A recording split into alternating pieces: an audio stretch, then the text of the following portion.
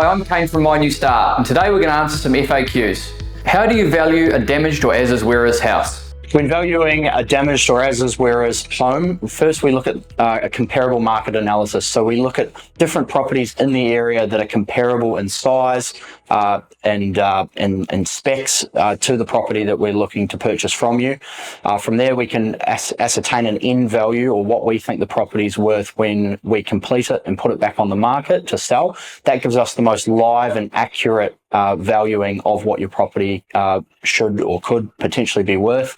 From there, we go out and quote what we believe the costs are going to be to repair and restore the home, if there's engineering involved when it's an as-is-whereas property and such. From there, minus the costing to repair the property, our margin gives us the offer to purchase for the property. We put all of this into a clear, concise and transparent offer to you for your consideration. What's the difference between rateable value, market value, and as-is-whereas offer?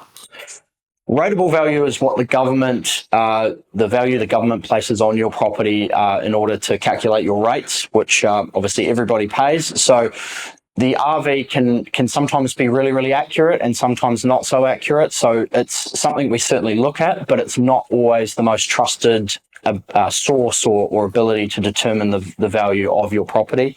Obviously, we, as discussed previously, doing a comparable market analysis and looking at what other properties in the area have sold for are worth is a great way to look or figure out what your property may be worth.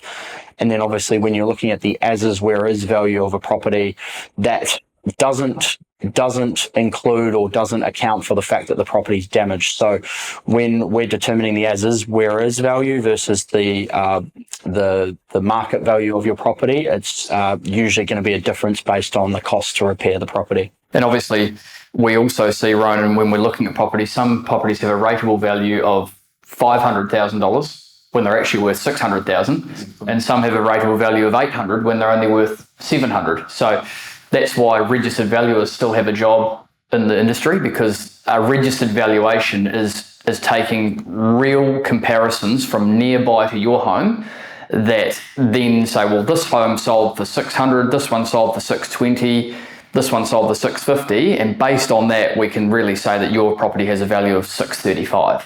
So it's bringing more factual information to it, as opposed to the government or council using some sort of biometrics to take a holistic view of the whole area and say, oh, based on what a whole lot of homes have sold for, we think the RV is this. Why might my offer differ from what real estate agents quote? Again, the real estate agents are another form of being able to get a value or ascertain what your home might be worth. But for us, we look at it differently. We're obviously a genuine cash buyer, so we're wanting to put forward an unconditional offer to purchase your home. So sometimes that can differ from genuinely having the money ready to go to purchase your home versus someone who's maybe having a bit more of a think about just what it could be worth in different scenarios at different times of the year. Obviously, all those factors can play a part, and until the home goes on the market and the agent actually goes out and finds some prospective purchasers who, again, all have different motives, then that can change that number very quickly. For us, we're offering you a genuine cash offer on the day based on what we believe the property is worth. How do EQC claims and insurance payouts factor into the offer you make? EQC and insurance claim payouts don't have a massive bearing on what we end up paying or putting an offer forward for on a property.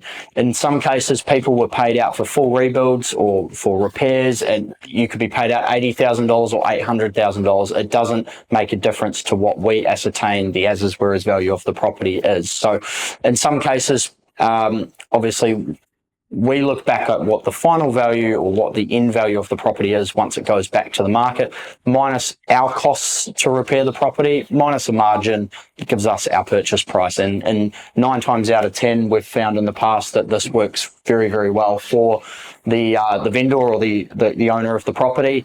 It's, again, as I said, doesn't have a massive bearing or any bearing at all on what we believe the value of the property is. And from there, whatever you've been paid out, you obviously hold on to, and it's your money to do what you want with.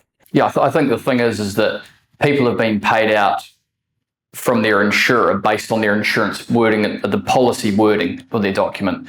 We're repairing the home to the building code, and there is a difference from insurance policy wording to building codes. Those wordings have got much tighter and much stricter now, because people were getting paid out to rebuild a home as per their policy wording, which was a home that could actually be repaired. So it's a deep hole to dive down, but in short, what people have been paid is their business, and we go back to the methodology that Ronan said to work our offer out. Do I need my own valuation before contacting My New Start? No, you don't need to have had your own valuation done before contacting My New Start. When we go through our process, we provide you with what we believe the end value of the property is in current market conditions when it goes back onto the market once the works have been completed. We also provide you what we believe the as-is, where-is value as the property currently sits, the value of that. From there, that information is, we give that to you and you're free to do what you want with that. Some people choose to go and get a second opinion from there, which is more than fine. And generally, in most cases, we find that the value that we have provided lines up with the second opinion. Thanks for watching. And if we didn't answer some of your questions, feel free to watch one of our other videos where we answer further FAQs.